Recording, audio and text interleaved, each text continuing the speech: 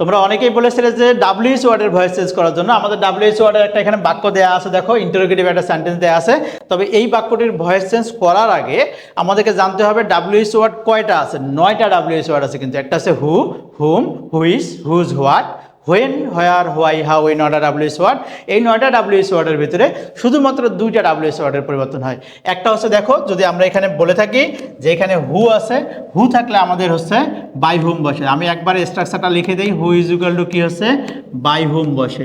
আর যদি আমাদের হুম থাকে তাহলে হুতে রূপান্তর হয়, বাকি কোনো ডাব্লিউএইচ ওয়ার্ডের পরিবর্তন হয় না। আমরা ধীরে ধীরে শিখবো। আমরা আজকে হু থেকে শিখি। হু থাকলে কি বসে, বাই হুম বসে। এরপর আমাদের অক্সিলারি ভার্ব বসবে। তারপর হচ্ছে অবজেক্টটাকে আমরা কি করব, সাবজেক্টে রূপান্তর করব। তারপর আমাদের কি হচ্ছে অতিরিক্ত অংশ বসাবো। অতিরিক্ত অংশ, ওখানে অনেকেই বলতে পারে স্যার অতিরিক্ত অংশ কি? অতিরিক্ত অংশ কিন্তু হচ্ছে বি, বিং, বিন, এটা হচ্ছে অতিরিক্ত অংশ। তো আমরা এখানে এরপর অতিরিক্ত অংশ প্লাস হচ্ছে কি হচ্ছে ভার্ব 3 এবং শেষে কি হচ্ছে আমাদের কোশ্চেন মার্ক হবে।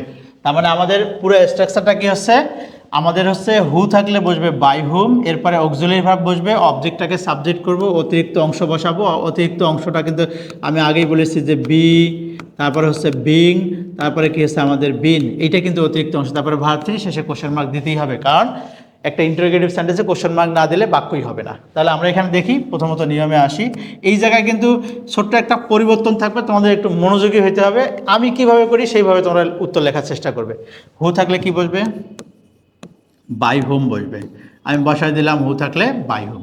এরপর সরাসরি আমরা অক্সিলারিভাবে যাব না।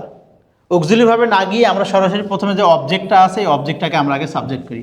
এখানে দেখি একটু ফাঁকা রাখবো, এই একটু ফাঁকা রাখবো, রেখে এখানে দ্য গ্লাসেস।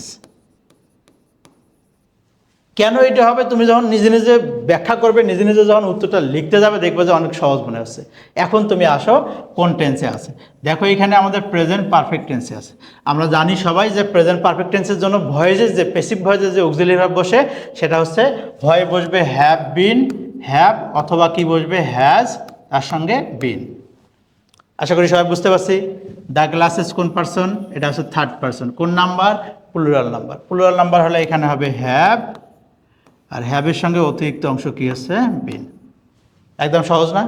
একদম কিন্তু সহজ। তুমি প্রথমে যে অবজেক্টটা আছে অবজেক্টটাকে এখানে সাবজেক্ট করে নেবে, তারপরে টেন্স পারসনের যে অক্সিলারি ভার্ব বসাবে। যদি অতিরিক্ত অংশ থাকে তাহলে অতিরিক্ত অংশ বসায় দেবে, তাহলে তোমার কোনো ভুল হওয়ার কোনো চান্স থাকবে না। তাহলে by hope have the glasses been, এই যে ভার্ব 3 বসায় দিলাম এখানে, ব্রকেন, এবং শেষে এই চিহ্নটা দিতে কিন্তু ভুলবো না। আশা করি একদম সহজেই তোমরা বুঝতে পেরেছো যে এই রকম যে ভয়েস চেঞ্জগুলো আছে এটা করার সময় তুমি কি করবে, প্রথমে বাই হুম বসাবে, তারপরেই কি করবে এই অবজেক্টটাকে আগে সাবজেক্ট করে নেবে, নিয়ে টেন্স পারসনের যে অক্সিলারি ভার্ব বসাবে অতিরিক্ত অংশটা এর পরে বসায় দেবে, ভার্ব 3 বসাবে, কোশ্চেন মার্ক দেবে, একদম সহজভাবে কিউট করে উত্তর হয়ে যাবে। আশা করি সবাই বুঝতে পেরেছি।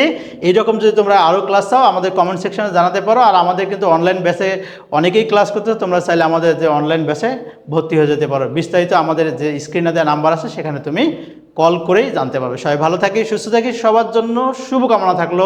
আল্লাহ হাফেজ, আসসালামু আলাইকুম।